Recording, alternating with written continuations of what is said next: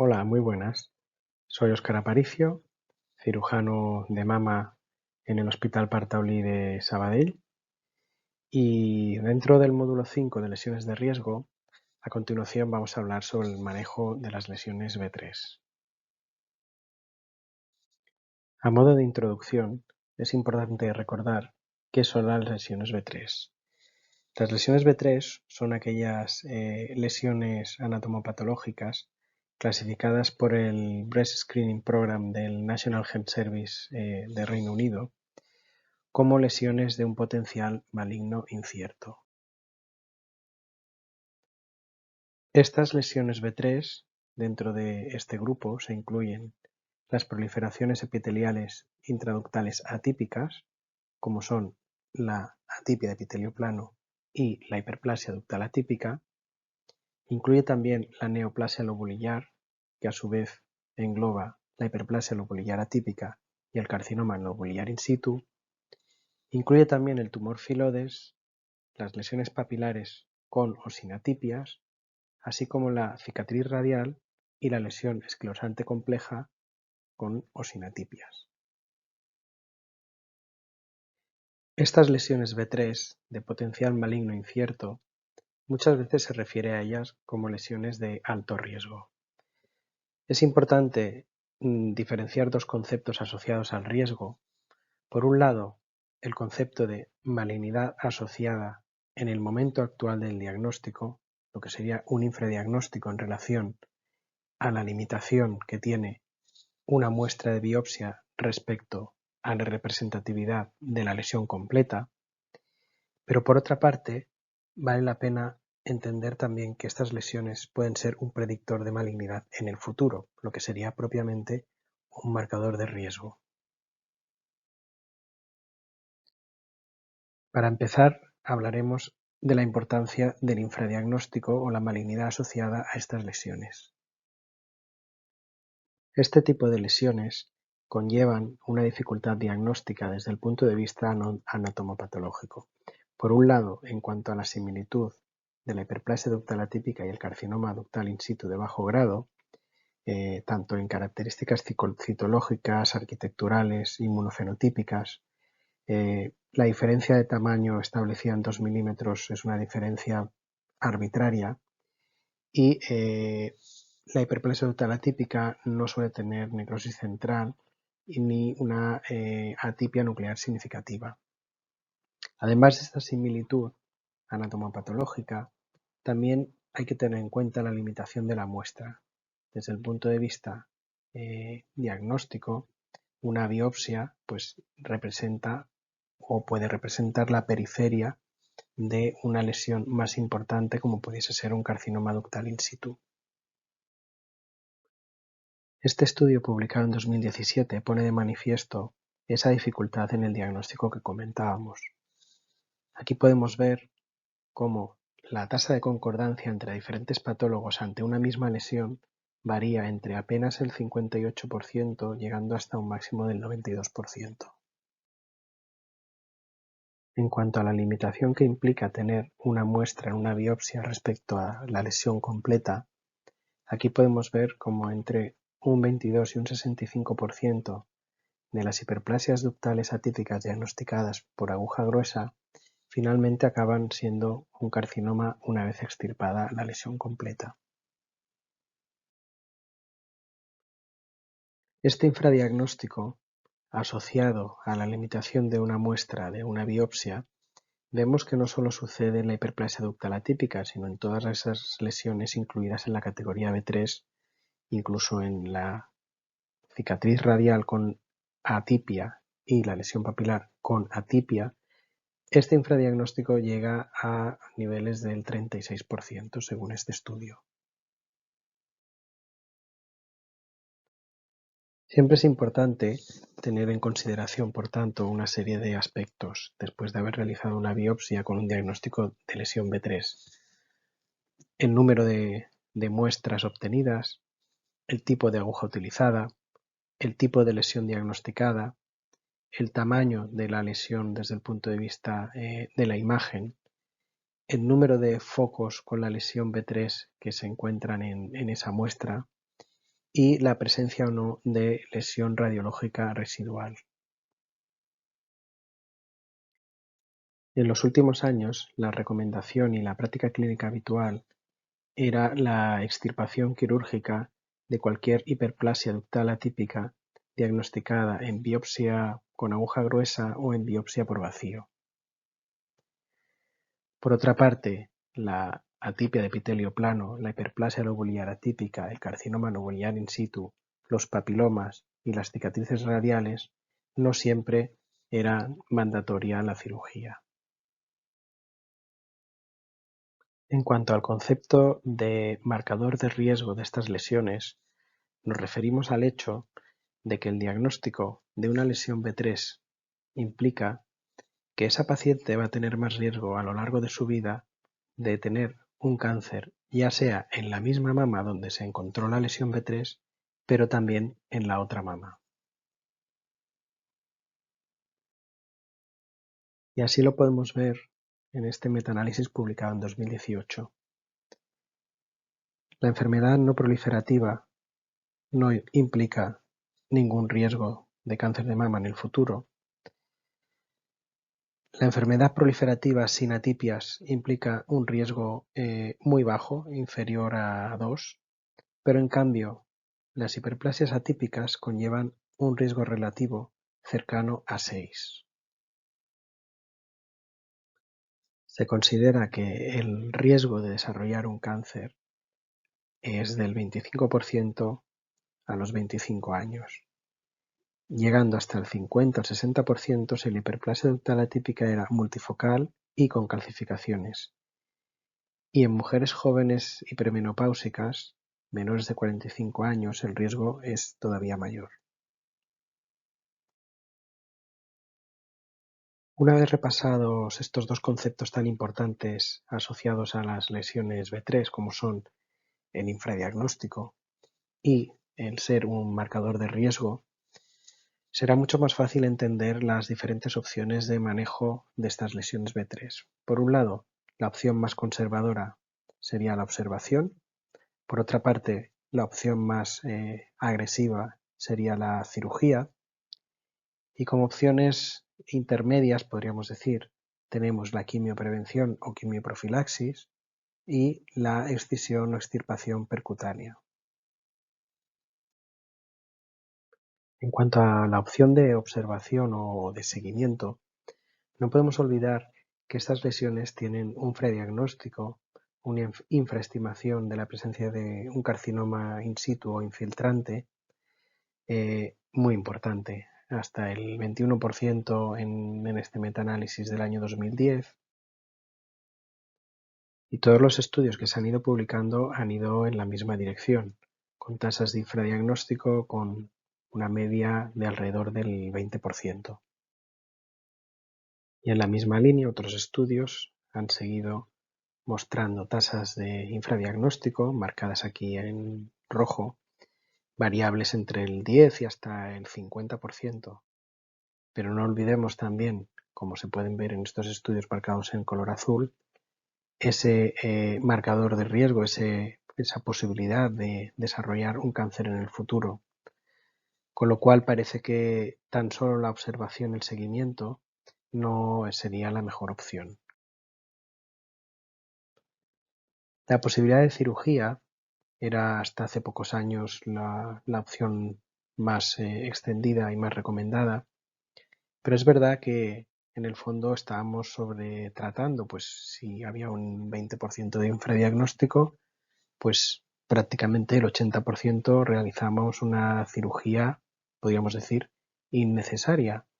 Y además teniendo en cuenta que estas lesiones son precursores no obligados para la aparición de un cáncer o un carcinoma in situ. Posiblemente en el futuro la aparición de biomarcadores que puedan de alguna manera predecir cuáles son las lesiones B3 que acabarán convirtiéndose, degenerando en una lesión más importante, pueda ayudar, o incluso la aplicación de la inteligencia artificial, sobre todo en las pruebas de imagen. Esta línea de investigación de presente y de futuro probablemente nos aporte alguna herramienta que sea útil para diferenciar qué lesiones B3 acabarían convirtiéndose en el futuro en una lesión más importante y qué lesiones B3 en cambio serían lesiones inocentes sin mayor trascendencia y que por tanto no es necesario hacer ninguna intervención sobre ellas. Y no olvidemos que la cirugía de una lesión B3 lo que no evitará es el riesgo contralateral de la aparición de un cáncer en el futuro. En cuanto al manejo de las lesiones B3 mediante quimioprevención o quimioprofilaxis farmacológica, desde finales de los años 90 se demostró el efecto beneficioso de tamoxifeno y raloxifeno en la reducción del riesgo de un cáncer invasivo. En mujeres de más de 35 años con un riesgo calculado según el modelo de Gale por encima de 1,66, la administración de tamoxifeno durante 5 años comparado con placebo produjo una reducción del riesgo de cáncer de mama de hasta el 80%. En este metaanálisis publicado en Lancet en 2013, vemos como efectivamente la administración de moduladores selectivos de los receptores de estrógenos implicaban una disminución de riesgo de la presencia de un cáncer de mama, receptores de estrógeno positivo, así como de un carcinoma in situ.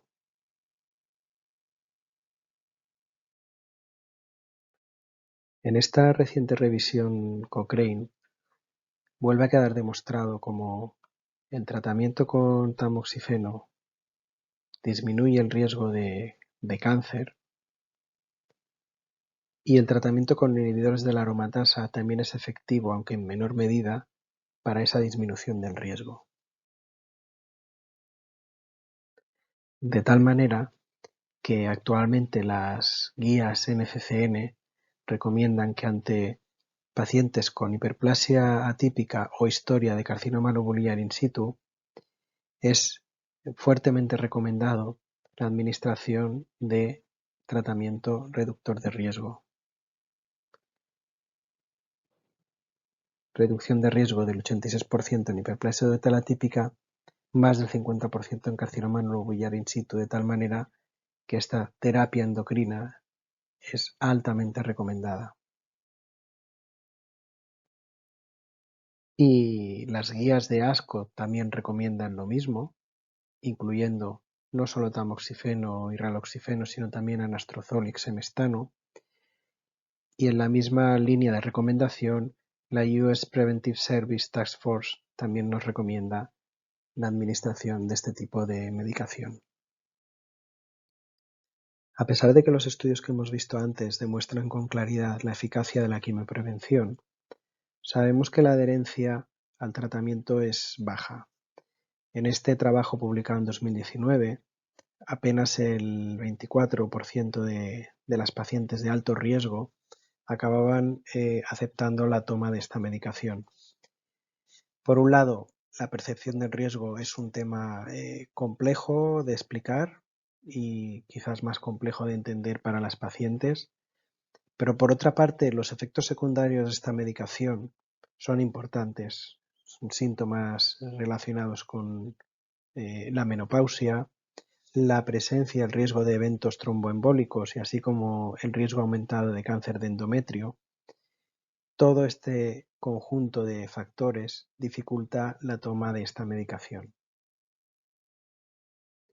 Para mejorar esa adherencia al tratamiento, en 2019 apareció este estudio italiano muy interesante que lo que hacía era administrar tamoxifeno a dosis baja, a dosis de 5 miligramos al día, teniendo en cuenta que lo habitual son 20 miligramos al día, para disminuir el riesgo de recurrencia contralateral y local, pero con menos efectos secundarios.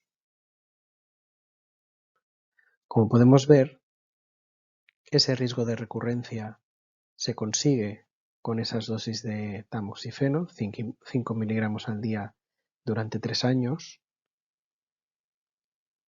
y al mismo tiempo los efectos secundarios son prácticamente equivalentes en el grupo placebo y en el grupo tamoxifeno. Solo un caso de cáncer de endometrio en el grupo tamoxifeno y un evento tromboembólico en el grupo tamoxifeno y también un evento tromboembólico en el grupo placebo. Este mismo año, dos centros de Boston, en Estados Unidos, publican su experiencia con la inclusión de las dosis bajas de tamoxifeno en su protocolo de quimioprevención. Con 660 casos potenciales, encuentran que apenas el 23% de las pacientes iniciaron la quimioprevención. Eso sí, a partir de esta inclusión y cambio en el protocolo desde el 2019, las dosis bajas de tamoxifeno fueron la opción principal de tratamiento utilizado.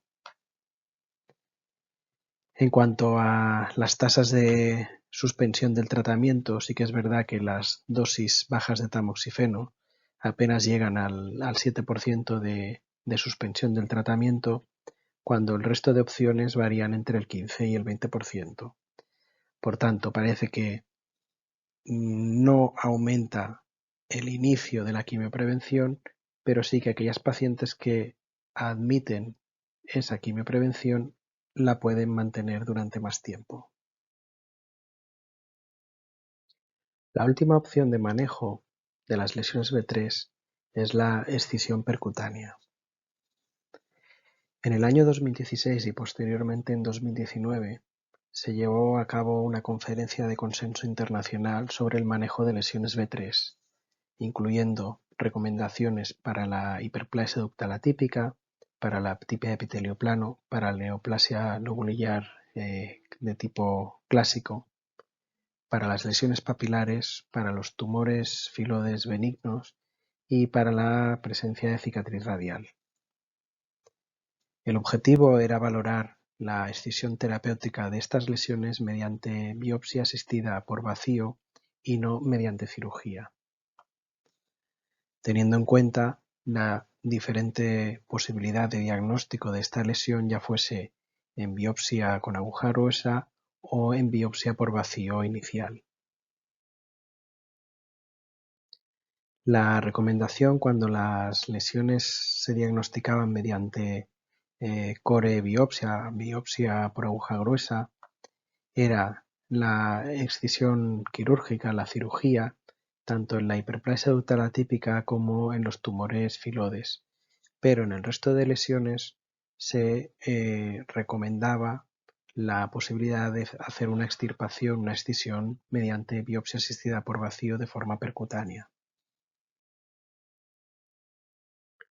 Si la lesión B3 había sido diagnosticada inicialmente en biopsia asistida por vacío, la recomendación era sensiblemente diferente, de tal manera que tanto en la hiperplasia ductal atípica como en los tumores filodes que inicialmente se recomendaba la extirpación quirúrgica, se podía considerar o bien la extirpación quirúrgica o bien el seguimiento si la lesión había sido completamente extirpada. Una gran ventaja de la biopsia asistida por vacío frente a la biopsia con aguja gruesa es que permite obtener una mayor muestra, una mayor cantidad de tejido para analizar y por tanto la probabilidad de infradiagnóstico es mucho menor.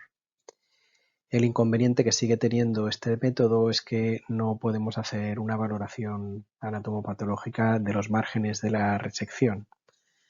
En este sentido y para mejorar la técnica, en nuestro centro hicimos una variación de la técnica en que después de realizar una biopsia asistida por vacío en el mismo acto, en el mismo procedimiento, hacíamos una segunda biopsia asistida por vacío, de tal manera que teníamos una primera muestra que llamamos la primera corona con la representación de la lesión a extirpar y una segunda muestra, esa segunda corona, que representaba el margen de resección de la lesión. Esta evolución técnica es lo que nosotros denominamos BAV-VAP doble corona, que permite, como comentábamos, la excisión percutánea con biopsia asistida por vacío y además con márgenes de resección. Nuestra experiencia desde el año 2017, hemos realizado 98 casos. En estos 98 casos hemos podido evitar la cirugía en un 96% de ellos. De tal manera que actualmente, para nosotros, es la primera opción de manejo de estas lesiones B3. Muchas gracias por vuestra atención.